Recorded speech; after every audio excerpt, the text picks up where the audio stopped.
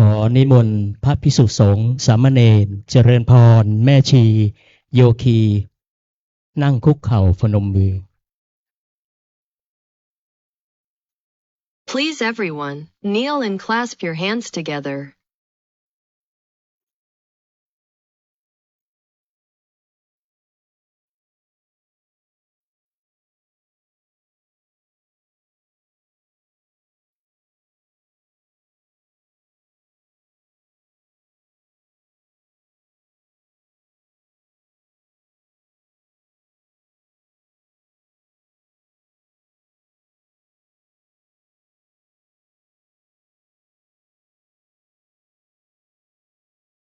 ชาพรัตนตรัย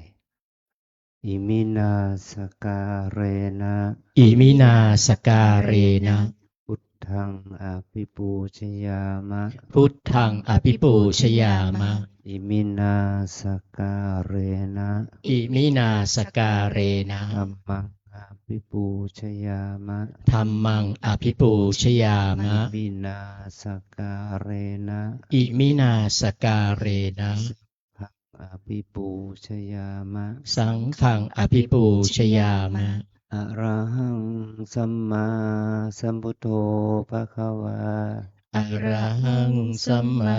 สัมพุทโธ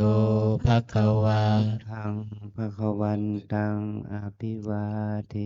มิ พุทธังภะคะวันตังอภิวาเทมิ สวากขาโตภควตาธัมโม สวากขาโตภะคะวะตาธัมโม ธัมมังนามัสสามิ ธัมมังนามัสสามิ สุปฏิปันโนภควโตสาวกสังโฆ สุปฏิปันโนภะคะวะโตสาวกสังโฆ สังฆังนามามิ สังฆังนามามิ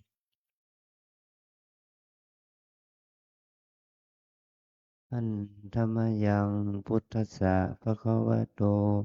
ปุพพภาคะนะมะการังกะโรมะเส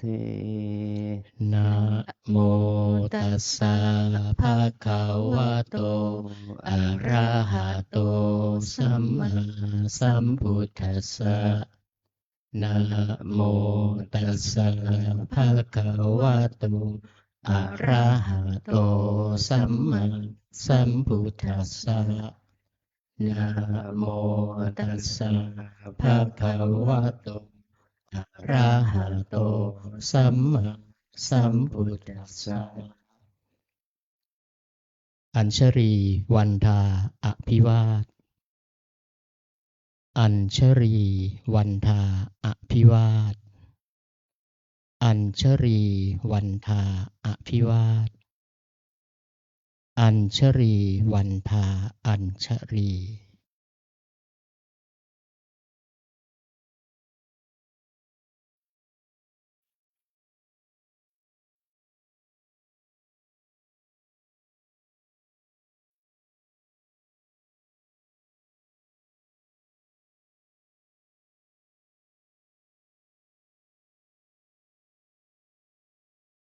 ขอนิมนต์พระภิกษุสงฆ์น้อมกราบท่านพระอาจารย์เจ้าคุณโดยพร้อมเพรียงกัน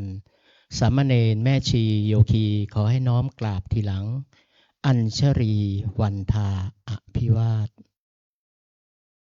อัญชรีวันทาอภิวาทอัญชรีวันทาอภิวาทอัญชรีวันทาอัญชรีนิมนต์สามเณรเรียนเชิญแม่ชีโยคีทุกท่านน้อมกราบท่านเจ้าคุณพระอาจารย์พร้อมกันค่ะอัญชลีวันทาอภิวาทอัญชลีวันทาอภิวาทอัญชลีวันทาอภิวาทอัญชลีวันทาอัญชลีขออนโมทนาต่อกุศลศรัทธาที่เราทั้งหลายได้กระทำบำเพ็ญขอบุญนี้จงเป็นอานิสงส์ให้เราเจริญในสมาปฏิบัติเพื่อความดับทุกข์เพื่อพระนิพพานเป็นที่สุดจงมาเกิดผล เฉพาะเราทั้งหลายจงทุกข์ทั่วหน้ากันด้วยเถิด สาธุ สาธุ สาธุ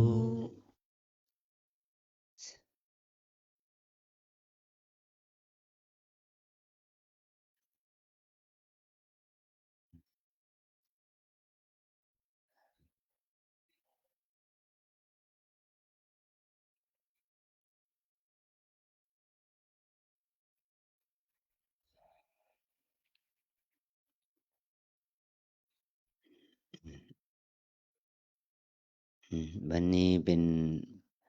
วันธรรมสวันอุโบสถศีลเป็นวันธรรมสวนะวันนี้เราเรียกวันศีลวันพระ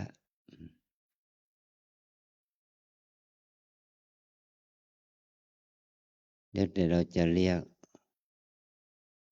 ในความหมายของวันนี้เป็นวัน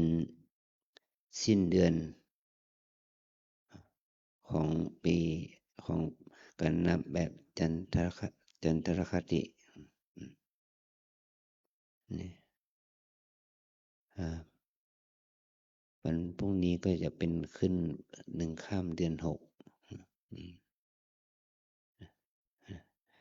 มันก็เป็นเป้าหมายที่จะทำกิจกรรมต่อไปในเดือนหน้าคือเป็นวันมาฆบูชา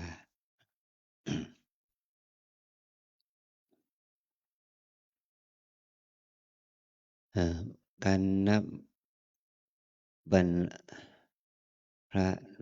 โดยอาศัยแรม14ค่ำเขาจะนับวันเป็นวันพระแรม14ค่ำเป็นวันพระก็ต่อเมื่อเป็นเดือนเป็นเขานับตามเดือนขี้นะเดือน1เดือน3เดือน5เดือน7เดือน9เดือน11มันจะเป็นเดือนขาดแต่ถ้าเดือนคู่เดือน2เดือน4เดือน6เดือน8เดือน10เดือน12มันเป็นเดือนเต็ม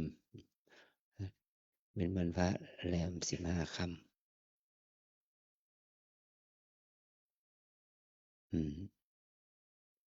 เราก็ถือตามคติที่ท่านได้คำนวณวันเวลาที่ว่าดวงจันทร์มันหมุนรอบโลกก่อน29วันครึ่งเนี่ยนะมันจึงมีการวันเป็นวันที่เศษเดือก็จะมีสัก4ปีมันจะมีวันเดือนอธิกมาสแบบเป็นเดือน6 2 หนเดือน8 2 หนเดือน10 2 หนอย่างนี้นะแต่ถ้าคิดเป็นวันทางสุ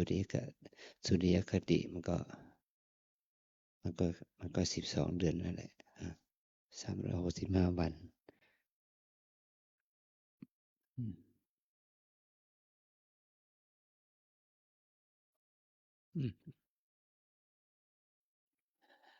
แต่เมื่อเราถือคติการนับเดือนทางจันทรคติมันก็นับข้างคืนข้างแรมนะว่าเราจะไม่มีโอกาสของวันเหล่านี้เพื่อทำบุญมันมีมาตั้งแต่สมัยพุทธกาลโดยเฉพาะวันขึ้น15ค่ำเดือนมันสว่างแต่ก่อนมันไม่มีไฟฟ้าเนาะเราต้องอาศัยแสงเดือนกลางคืนนี่พระสงฆ์และศรัทธาญาติโยมมาได้ฟังธรรมมันต้องอาศัยแสงจันทร์ส่องสว่าง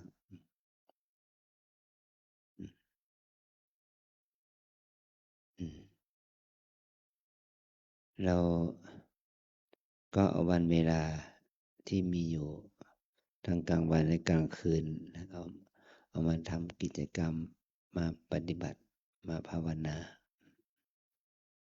ก็เพื่อมีแสงจันทร์ส่องก็ทำให้เราคล่องตัวมองไปทางทิศทั้งสี่มันก็เห็นความแสงความสว่างของแสงจันทร์มันก็ง่ายต่อการทำกิจกรรมเนาะ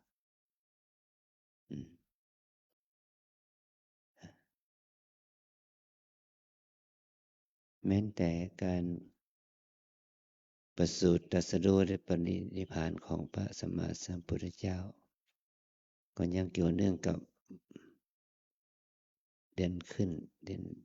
นเพ็ญเดือนดับมันก็เกิด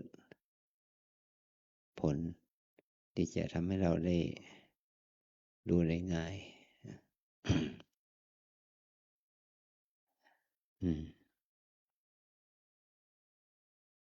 วันนี้อยู่ในช่วง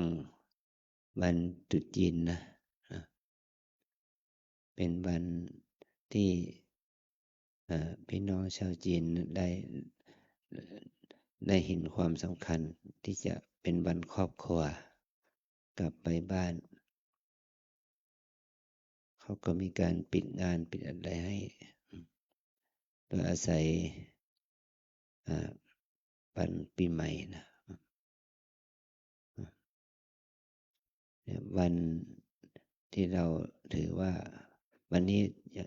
ก็เป็นวันพระด้วยวันพรุ่งนี้ก็เป็นวันขึ้นเดือนขึ้นก็นี่ก็เป็นวันตรุษจีนนะเป็นวันตรุษจีนเป็นวันปีใหม่เราไม่ว่าเราจะเป็นชาวไทยก็คนไทยเราก็มีส่วนหนึ่งก็หลายๆท่านก็เป็นมีบรรพบุรุษจากชาวจีนนะก็ถือวันตรุษจีนไปด้วยประเพณีจีนก็มีตามพื้นที่ที่ในเมืองตามอำเภอตามจังหวัดก็มีคนจีนก็มีกิจกรรมวันตรุษจีนอันนี้เราเอามาเป็นเงื่อนไขเป็นประโยชน์แก่เราด้วยนะเพราะว่าในช่วงก่อนตรุษจีนหรือหลังตรุษจีนเนี่ยมีพี่น้องชาวจีนมาปฏิบัติว่าเรามากขึ้นนะเมื่อ10 กว่าปีก่อนเนี่ยว่าเรามีกิจกรรมมีพี่น้องชาวจีนจากแผ่นดินใหญ่นี่ก็มาบวชเป็นพระมาบวชเป็นแม่ชีที่ว่าเรานี่10 กว่าปีจนถึงช่วงที่เป็นโควิดเกิดขึ้นเป็นช่วงสุดท้ายหลังจากนั้นก็เราก็รับโยคีพี่น้องชาวจีนนี่เข้ามาปฏิบัติอย่างต่อเนื่องมาจนถึงทุกวันนี้นะแต่เราไม่ได้ทำกิจกรรมบวชพระบวชแม่ชีเพราะว่ามันต้องมีผู้จัดการเนาะผู้จัดการกิจกรรมเป็นผู้จัดการเป็นผู้ที่รู้เรื่องสมัยก่อนโน้นชาวไทยที่เป็นคนจีนที่เป็นชาวไทยที่อยู่แถว12 บรรณาจะมีชาวไทยอยู่ประมาณ 4-5 แสนคนนะอยู่ที่12 บรรณาพื้นที่แถบที่อยู่เหนือประเทศลาวและพม่าก็มีคนไทยไม่ว่าไทยลื้อไทย12 บรรณาไทยหลวงไทยใหญ่เนี่ยอยู่ด้วยกันนับถือพระพุทธศาสนาแบบเถรวาทแต่ก็เป็นศาสนาของคนกลุ่มน้อยนะ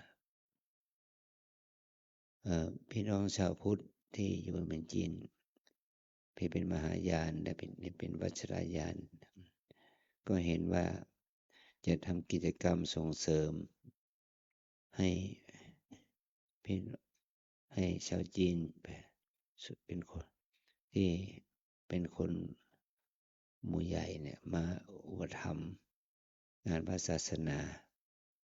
โดยให้วัดในเมือง12 ปันนาเป็นเจ้าของสถานที่และหาพระมาสอนธรรมะสอนกรรมฐานแก่ชาวจีนเป็นแล้วก็ให้พี่น้องชาวทิเบตที่นับถือพระศาสนานะหาทุนมาสนับสนุนโครงการจึงเกิด3ประสานเนาะเถรวาทพุทธศาสนาแบบเถรวาทก็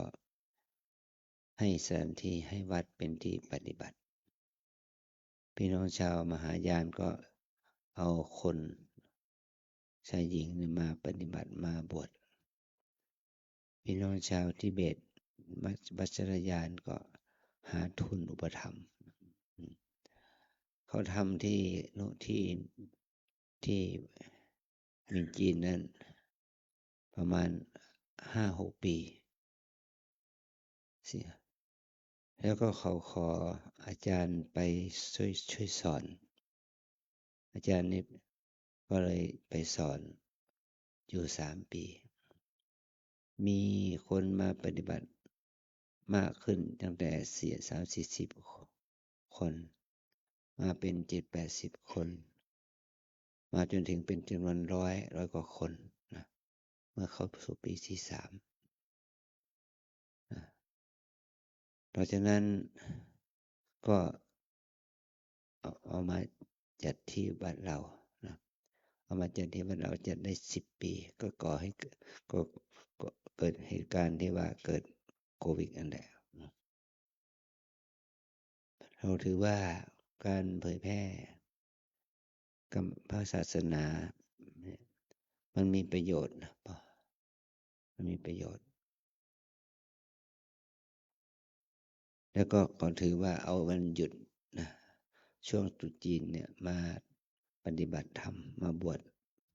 มาปฏิบัตินี่ว่าเราก็เหมือนกันนะเพราะเราก็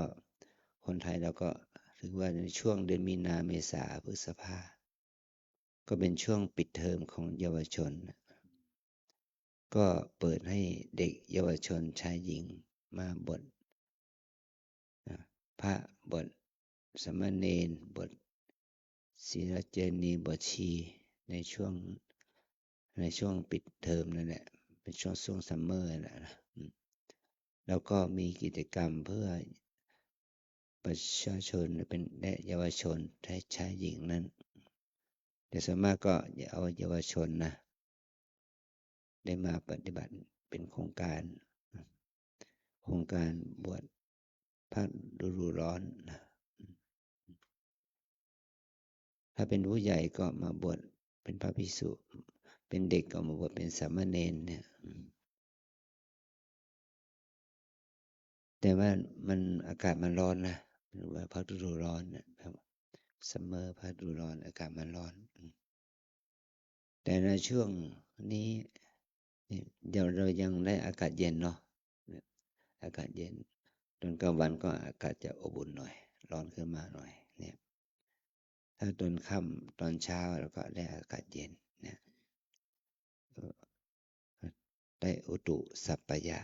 อากาศสบายเนี่ยความสัปปายะคืออุตุอากาศสบายเนี่ยมันจะช่วยให้การปฏิบัติธรรมของเราดีขึ้นนะความสัปปายะเนี่ยมันมี7 อย่างว่าอาวาสสัปปายะสถานที่อยู่อาศัยมีกุฏิมีศาลามีโบสถ์มีวิหารมีโรงฉันอะไรอย่างเนี้ยมีสถานที่นั้นเกื้อกูลนะเรียกว่าอาวาสสัปปายะสัปปายะอันที่2ก็เรียกบุคละสัปปายะบุคคลที่อาศัยอยู่ในอาวาสนั้น มีทัศนคติต่อการปฏิบัติเข้ากันได้เหมือนกับเราอยู่ที่เนี่ยทั้งคนไทยคนต่างประเทศอยู่ด้วยกันด้วยความเป็นนักปฏิบัติทั้งพระทั้งโยมอยู่ด้วยกันด้วยความเป็นนักปฏิบัติก็อยู่ด้วยกันได้ไม่รบกวนกันเรียกว่าบุคคลสัพพยะอันที่3ภาษาสัพพยะหมายความว่าคำพูดหมายความว่าการพูดจากันเนี่ยจะต้องเอื้อเฟื้อเกื้อกูลกันทั้งพระทั้งเณรทั้งแม่ชีโยคีต้องพูดเรื่องธรรมะนะพูดเรื่องธรรมะเรียกว่ากถาวัตถุพูดเรื่องความมากน้อยอย่างว่ากินน้อยนอนน้อยอันนี้นะพูดเรื่องความสันโดษดำเนินชีวิตโดยความรู้สึกที่ดีเป็นสุจริตมาพูดเรื่องความมากน้อยพูดเรื่องความสันโดษหรือพูดเรื่องความวิเวกไม่ใช่พูดว่าชวนกันไปร้องรำทำเพลงเราพูดกันเรื่องพูดเรื่องความสงบความวิเวกพูดเรื่องที่ดีๆเกื้อกูลต่อการปฏิบัตินะอันนี้เรามีการพูดในทางที่ดีนี่เป็นภาษาคำพูดดีเราอยู่ด้วยกันแล้วก็เอื้อเฟื้อเกื้อกูลกันในฐานะขอให้เกิดความสัพพยะ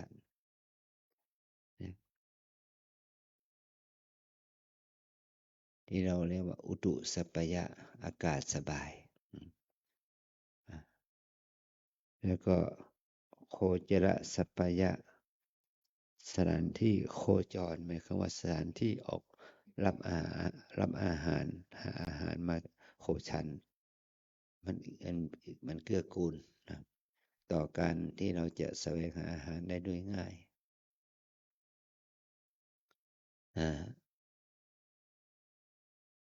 ธรรมสัพพยะคือ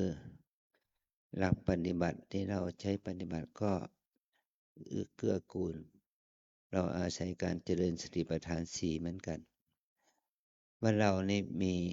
ความเปิดกว้างแก่คนทุกคนเข้ามาปฏิบัติแต่เราไม่ได้เปิดกว้างกับหลักปฏิบัติเราให้ทุกคนมาอยู่ที่นี่ก็ต้องปฏิบัติแนวเดียวกันเรียกว่าแนวสติปัฏฐาน4เจริญวิปัสสนาในแนวสติปัฏฐาน4เอาแนวเดียวกันแต่ถ้าเปิดกว้างหลักปฏิบัติ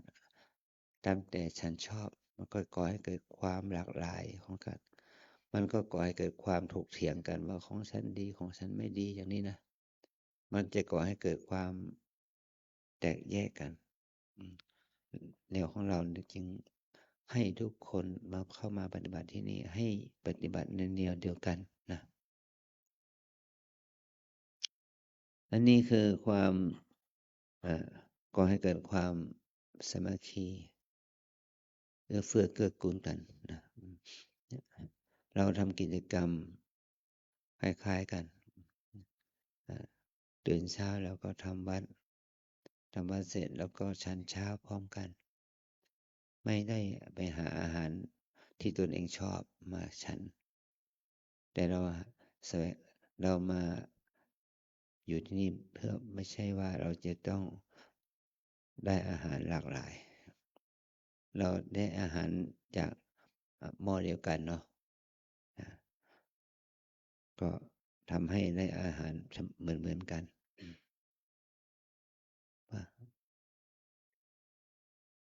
แล้วเราก็ได้มีเวลาภาวนาสมัยก่อนว่าเรานี่รับอาหารจากบิณฑบาตไปฉันเพลเดี๋ยวฉันใครฉันมันนะมันก็ก่อให้เกิดความเดือดร้อนก่อให้เกิดการไปขบไปฉันที่ก่อให้เกิดความสกปรกก่อให้เกิด ภาวะที่ทิ้งขว้างไม่สะอาดสะอ้านเป็นขยะตอนนี้เราก็เลยมาเอาใช้วิธีการใหม่เราใช้บิณฑบาตฉันเนาะตักอาหารใส่บาตรฉันในที่เดียวกันทิ้งขยะให้เป็นที่เป็นทางก็ไม่ก่อให้เกิดโทษให้เกิดมดแมลงสัตว์หมาแมวมารบกวนเราต้องใช้วิธีการขบฉันที่ใส่ใจหรือว่าให้ความสะอาดเกิดขึ้นอันนี้ก็เป็นการทำกิจกรรมเพื่อมีข้อศีลข้อวัดที่จะพึงประพฤติปฏิบัติเหมือนกันมันก็เป็นความมันก็มีเวลาที่จะประพฤติปฏิบัติธรรมทำกิจกรรมน้อยใหญ่แล้วก็ทำกิจกรรมเกี่ยวกับหลักธรรมหลักวินัยอย่างนี้วันนี้เราก็มีการลงปฏิโมกข์นะเราปฏิบัติตามวินัยนะเราก็ต้องตอนนี้ค่ำนี้เราปฏิบัติตามประเพณีมีการมาเวียนเทียนนะมาเวียนเทียนมาฟังธรรมในของค่ำคืนในทุ่ม2 ทุ่มก็มาเวียนเทียนกันเนี่ยเราคือว่าเป็นข้อวัดปฏิบัติตามประเพณีเป็นพุทธประเพณีก็ได้และเราก็ต้องปฏิบัติตามพุทธประเพณีการเวียนเทียนการประทักษิณการประทักษิณนี่มันมีมาตั้งแต่สมัยพระพุทธเจ้าในก่อนที่พระพุทธเจ้าจะตรัสรู้ด้วยซ้ำไปนะเพราะการประทักษิณเป็นวัฒนธรรมของชาวอารยันชาวอินเดียโบราณการที่เราจะแสดงความเคารพกับสิ่งหรือบุคคลนะเราจะต้องแสดงการประทักษิณเวียนรอบบุคคลนั้นหรือสิ่งนั้น3 รอบแล้วก็กราบไหว้แล้วก็เมื่อกราบไหว้เสร็จแล้วก็ร่ำลานะมาจนถึงทุกวันนี้เพราะเราในฐานะที่เรามาอยู่วัดมาเป็นพุทธศาสนิกชนนะ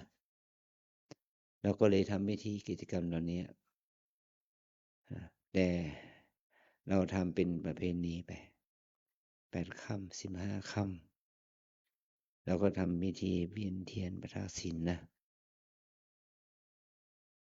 น้อมนึกถึงคุณของพระรัตนตรัยน้อมนึกถึงคุณของพระพุทธเจ้าพระธรรมพระสงฆ์เวียนเทียนรอบพระธาตุเจดีย์วิหาร3 รอบถ้ามีคนมากก็รอบวิหารด้วยพระธาตุเจดีย์ด้วยนะแต่ถ้ามีคนน้อยก็รอบพระธาตุเจดีย์อย่างเดียวนะเป็นก็ถือว่าเหมาะแก่การทำกิจกรรมแล้วก็ปฏิบัติบูชาแล้วก็แผ่เมตตาให้แก่สรรพสัตว์ทั้งหลายเป็นอันเสร็จพิธีนะนี่คือกิจกรรมที่เราได้รับมาจากชาวอินเดียโบราณนะชาวอารยันอินเดียโบราณมาแล้วเมื่อ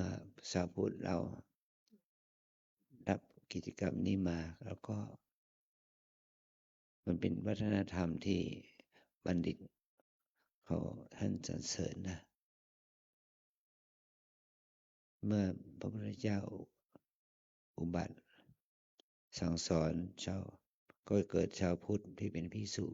อุบาสกอุบาสิกาและภิกษุณีเกิดขึ้นเราก็ทำเอารับเอากิจกรรมประเพณีนี้มาใช้คือการประทักษิณนั่นนะโดยเฉพาะไม่ใช่การประทักษิณไม่ใช่มีเฉพาะชาวพุทธแม้แต่ชาวฮินดูศาสนาฮินดูศาสนาเชนเขาก็มีนะก็มีเพราะมันเป็นวัฒนธรรมที่ควรแก่การยอมรับได้ประทักษิณนี่เราน้อมมาถึงว่า เมื่อเราทำบุญประทักษิณเนี่ยมันเป็นบุญประเภทไหนบุญที่เราเกิดจากการทำประทักษิณเนี่ยมันเกิดเป็นบุญประเภทศีลนะทานศีลภาวนาบุญทานบุญที่เกิดจากการให้ทานอันที่สองบุญที่เกิดจากการรักษาศีลเนี่ยการรักษาศีลเนี่ยรักษาศีล8ศีลอุโบสถเป็นบุญที่เกิดจากการรักษาศีลเราถือศีล5ศีล8ศีลอุโบสถศีล10อะไรอย่างนี้นะเป็นบุญที่เกิดจากการรักษาศีลแต่บุญที่เกิดจากการรักษาศีลมีอีก2อย่างที่ส่งข้อเข้ามาคือบุญที่เกิดจากการอ่อนน้อมที่เรากราบเราไหว้กันเนี่ยเราทำรักศีลกราบไหว้มันเป็นความอ่อนน้อมแล้วก็บุญที่เกิดจากการบำเพ็ญตนให้เป็นประโยชน์เรียกว่าไวยวัจจะแปลว่าการบำเพ็ญตนให้เป็นประโยชน์เราอยู่ที่ไหนเราจะต้องช่วยดูแลสถานที่นั้นวัดวาอารามต้องสะอาดห้องน้ำห้องท่าต้องสะอาดเราจะปัดกวาดใบไม้ให้สะอาดทุกที่เขตพระเขตสงฆ์เขตแม่ชีพื้นที่เนี่ยเราต้องช่วยกันทำความสะอาดปัดกวาดใบไม้ให้สะอาดอันนี้ก็ถือว่าเป็นบุญที่เกิดจากการบำเพ็ญประโยชน์การบำเพ็ญประโยชน์มันก็เป็นมันเป็นการกระทำที่เป็นสุขนิสัยเราจะเห็นว่าประเทศไหนที่เขามีความรักษาความสะอาดดีเราก็ถือว่าเป็นคนที่เจริญแล้วใช่ไหมบุคคลที่เขาเจริญแล้วเขาอยู่ที่ไหนต้องสะอาดความสะอาดเป็นเครื่องวัดของความเป็นผู้ศิวิไลเอาใจใส่ดูแลความสะอาดนะอันนี้ก็เหมือนกันเราอยู่ที่ไหนเราก็ต้องทำให้ที่นั้นสะอาดด้วยก็ถือว่าเป็นข้อศีลข้อวัดที่ดีงามที่เกิดขึ้นจากการที่เราอยู่ด้วยกันหมู่มากเนี่ยสถานที่เป็นพับลิกสาธารณะ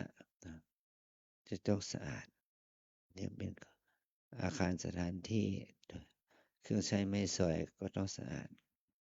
อันนี้เป็นเครื่องบ่งบอกถึงความเป็นผู้เจริญทางด้านมีข้อวัดปฏิบัติที่ดีงาม นี่ถือว่าเป็นสิ่งที่ก่อให้เกิดประโยชน์ต่อเราทำให้เป็นประโยชน์ต่อสังคมเราทำให้เป็นประโยชน์ต่อพระศาสนาของเรา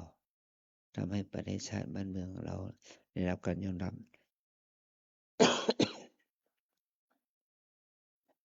นี่คือจริงสิ่งที่เรานี่ทำในสิ่งที่เหล่านี้ก็เพราะว่าเราได้น้อมรับเอาข้อวัดปฏิบัติของพระพุทธเจ้ามาใช้นะ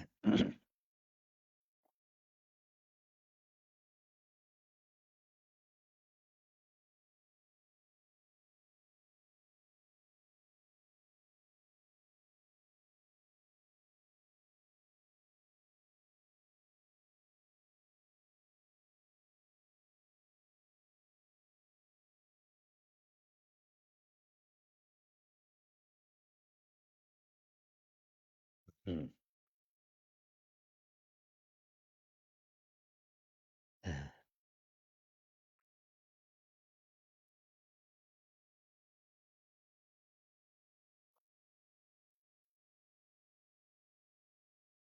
เรื่องของประเพณีวัฒนธรรมเนี่ย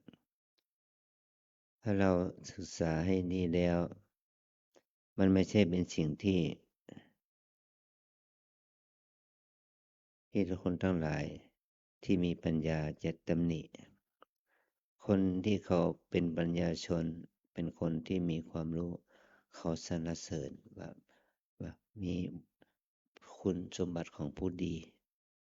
จะต้องอยู่ในกฎและระเบียบประเวณีวัฒนธรรมที่ดีนะสิ่งเหล่านี้ก็จะทำให้เราอยู่ที่ไหนก็จะทำให้เรานั้นเจริญขึ้นมันเป็นเรียกว่าเข้าได้ทำกิจกรรมน้อยใหญ่ที่บ่งบอกถึงคนที่มีคุณภาพเป็นคนที่มีคุณค่าต่อการเป็นคนที่ได้รับการยอมรับนับถือเราได้รับการยอมรับนับถือก็เมื่อ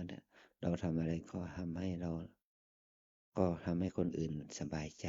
นะ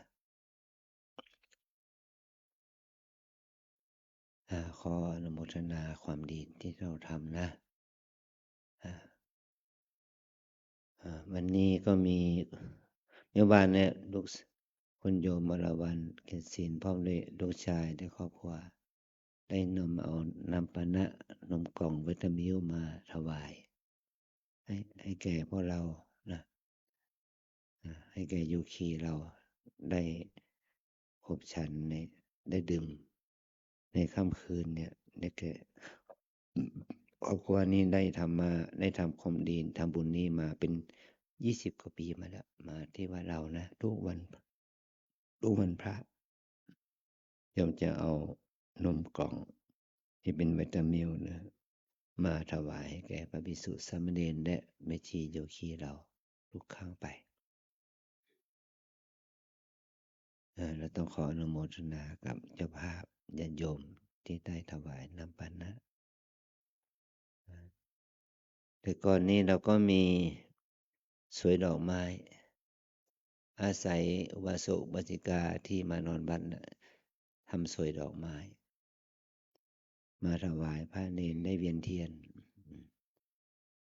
ตอนหลังก็มีกลุ่มธรรมะที่บ้าน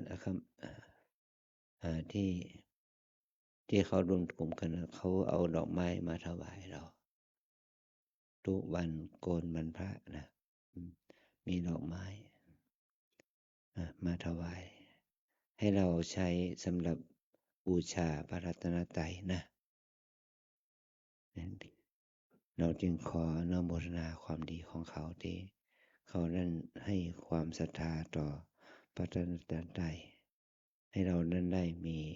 ธูปเทียนดอกไม้บูชาพระพุทธรูปพระธาตุเจดีย์เพื่อน้อมนึกถึงพระคุณของพระพุทธเจ้าพระธรรมพระสงฆ์นั่นแหละนะ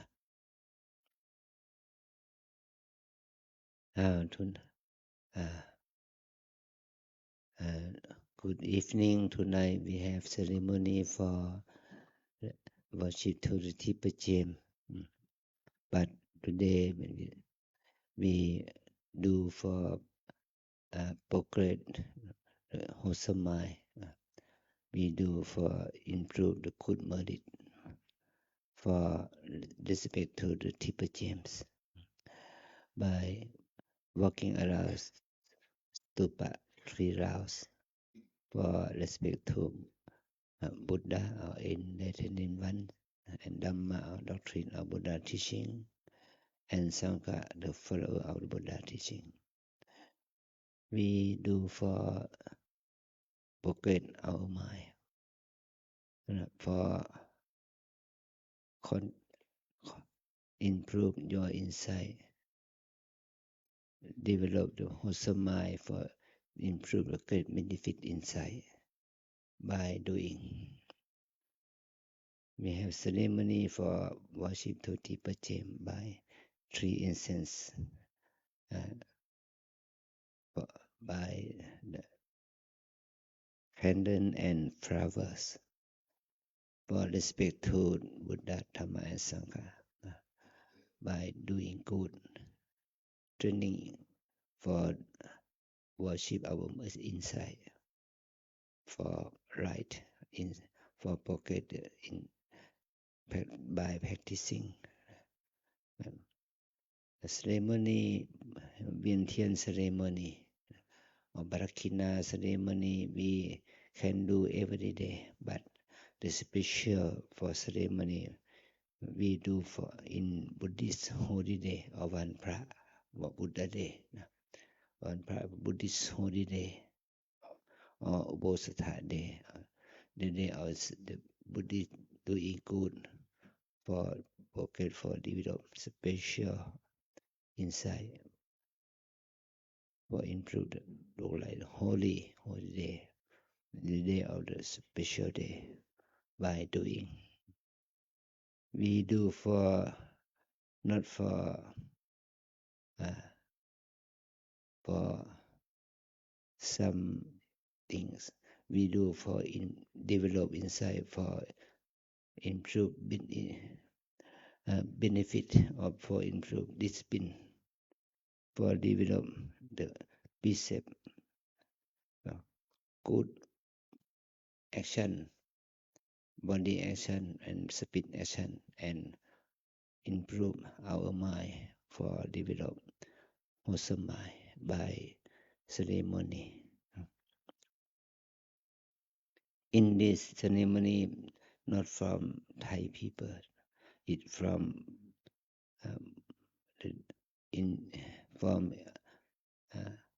the in Buddha time from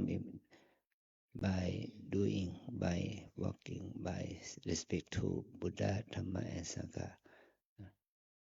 from Buddha time until now we do for progress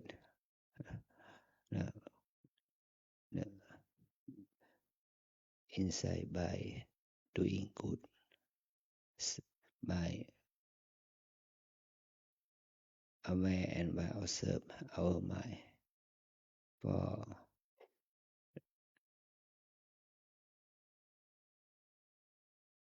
develop state of mind for doing for learning step for improve insight but today we have the time and special day in Chinese people New Year Chinese New Year 新年快乐明天呢新年快乐明天呢thank you 谢谢thank you but now we start ceremony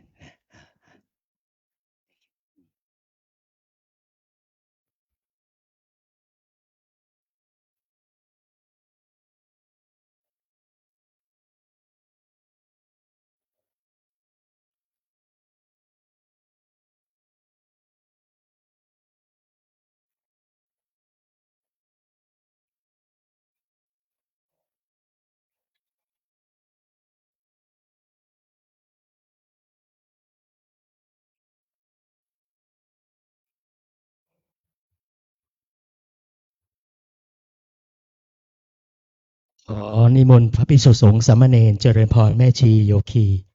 นั่งคุกเข่าพนมมือด้วยดอกไม้ธูปเทียน Please kneel with hands clasped together, offering flowers, incense, and candles.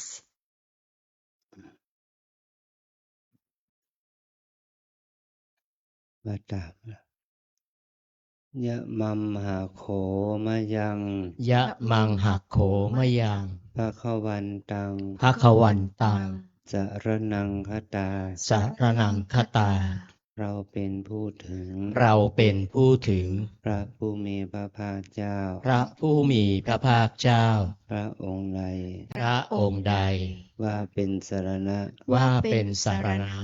โยโนภะคะวาสัทธา โยโนภควาสัทธา พระผู้มีพระภาคเจ้า พระผู้มีพระภาคเจ้า พระองค์ใด พระองค์ใด เป็นศาสดาของเรา เป็นศาสดาของเรา ยัสสจจะมะยัง ยัสสะจะมะยัง ภะคะวะโตธัมมัง ภควโตธัมมัง โปรเจมะ โปรเจมะ และเราชอบใจ และเราชอบใจ ธรรมของพระผู้มีพระภาคเจ้า ธรรมของพระผู้มีพระภาคเจ้า พระองค์ใด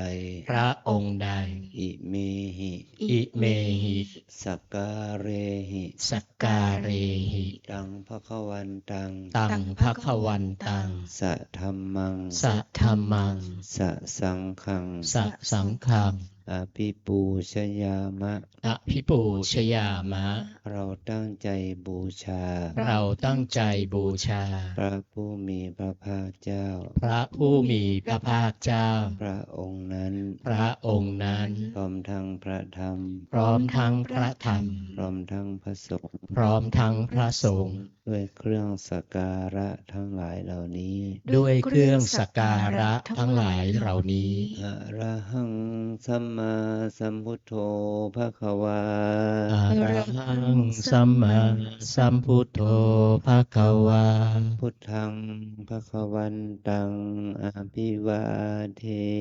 มิ พุทธังภะคะวันตังอภิวาเทมิ สวากขาโตภควตาธัมโม สวากขาโตภะคะวะตาธัมโม ธัมมังนัมสสามิ ธัมมังนามัสสามิ สุปฏิปันโนภควโตสาวกสังโฆ สุปฏิปันโนภะคะวะโตสาวกสังโฆ สังฆังนามามิ สังฆังนามามิ อันธรรมยังพุทธัสสะภะคะวะโตปุพพภาคะนมการังกะโรมาเซ นะโมตัสสะภะคะวะโตอะระหะโตสัมมาสัมพุทธัสสะนะโมตัสสะภะคะวะโตอะระหะโตสัมมาสัมพุทธัสสะนะโมตัสสะภะคะวะโตอะระหะโตสัมมาสัมพุทธัสสะ อันธรรมยังพุทธานุสตินยังกะโรมาเซ อิติปิโสภะคะวะอะระหังสัมมาสัมพุทโธวิชาจารณะสัมปันโนสุขโตโรกวิทูอนุตตโรปุริสธรรมมาสารทิสัทธาเทวมนุษย์สานังพุทโธภคะวะติกายเยนะวาจายวเจตสาวาพุทเทกุกมังปะกตังมยายังพุทโธปฏิคันหตุอัจจยันตังการันตะเรสังวริตุงวะพุทเท อันธรรมยังธรรมานุสตินยังกะโรมาเซ สวากขาโตภะคะวะตาธัมโมสันทิฏฐิโกอาการิโกเอหิปัสสิโกโอปะนายิโกปัจจัตตังเวทิตาโพวินโยเยติกายเยนะวาจายวเจตสาวาธัมเมกุกมังปะกตังมยายังธัมโมปฏิคันหตุอัจจยันตังการันตะเรสังวริตุงวะธัมเม อันธรรมยังสังฆานุสตินยังกะโรมาเซ สุปฏิปันโนภะคะวะโตสาวกสังโฆอุชุปฏิปันโนภะคะวะโตสาวกสังโฆ ยายาปฏิปันโนภะคะวะโตสาวกสังโฆสามีจิปฏิปันโนภะคะวะโตสาวกสังโฆยะทิทังจัตตาริปุริสายุคานิอัตถปุริสบุคลาเอสะภะคะวะโต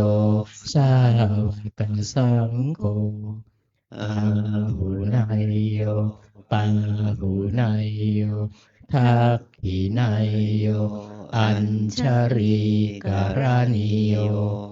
อนุตตรังบุญญาเทตังโลกัสสาติกาเย นวาจายวเจตสาวาสังเคกุกมังปะกตังมยายังสังโฆปฏิคันหาตุอัจจยันตังการันตะเรสังวริตุงรสังเค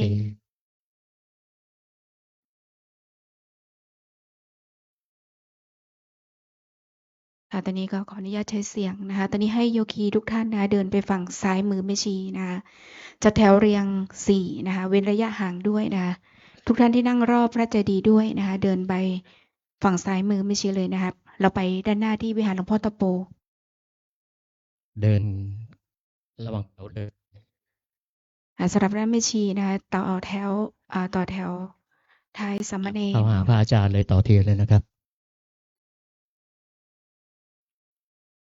ท่านไหนที่มีไฟแช็กแล้วนะคะจุดแต่เทียนนะคะธูปอย่าเพิ่งจุดนะคะ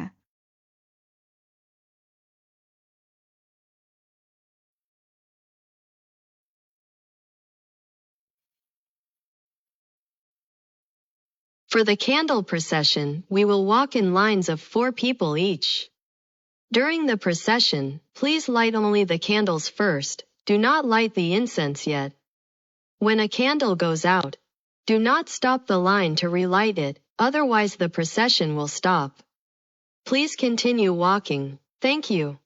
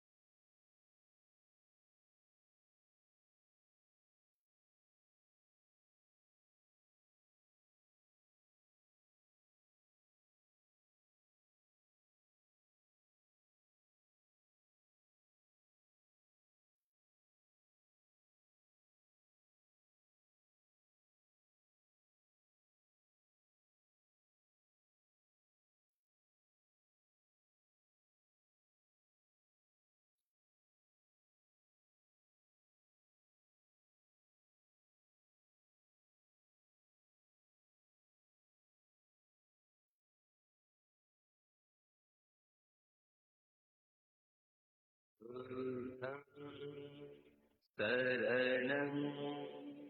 गच्छामि धम्मं शरणं गच्छामि संघं शरणं गच्छामि बुद्धं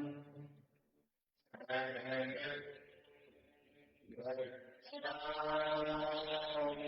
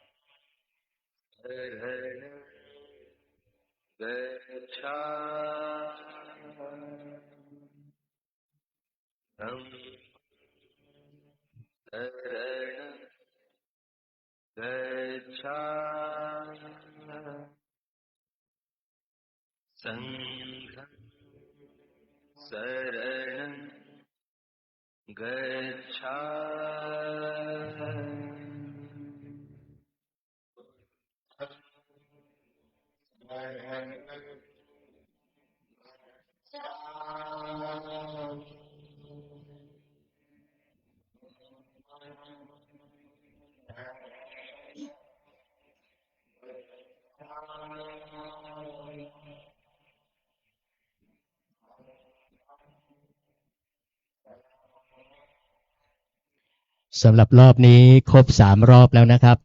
ขอนิมนต์พระภิกษุสงฆ์สามเณรเดินเลยท่านพระอาจารย์เจ้าคุณขึ้นมาเลยครับ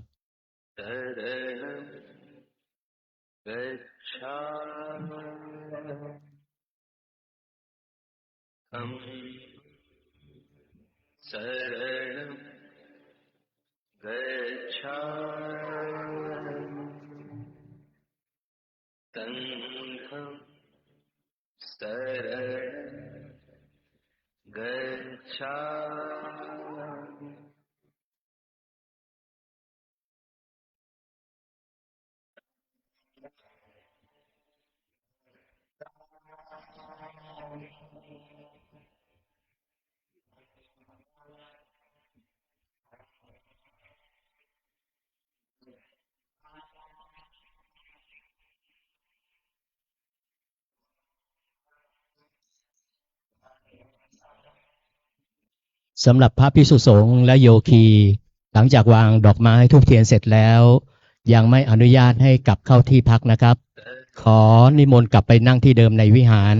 เพื่อร่วมกันปฏิบัติกันอีกสักครู่หนึ่งค่อยกลับนะครับ ทั้งโยคีด้วยนะครับ โยคีและพระภิกษุสงฆ์ยังไม่อนุญาตให้กลับเข้าที่พักครับ ให้กลับเข้าวิหารนั่งที่เดิมครับ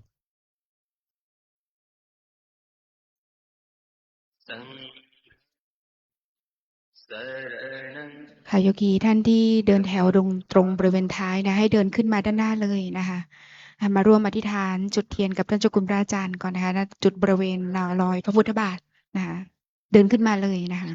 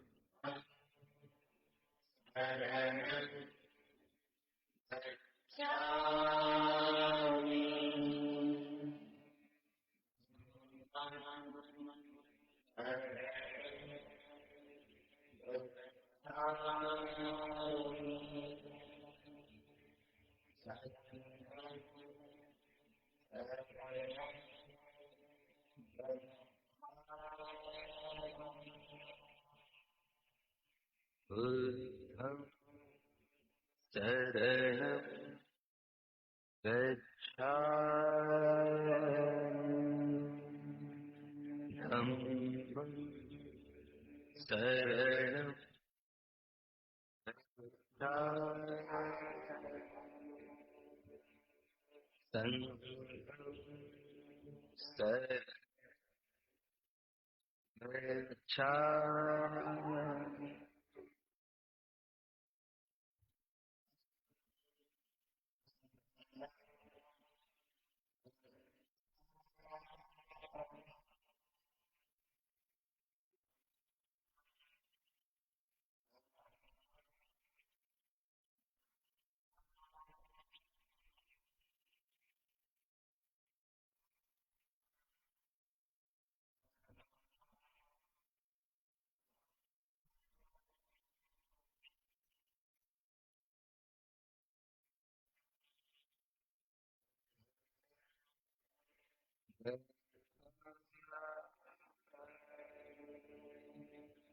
ธรรมสรณกัจฉาสังสรณกัจฉา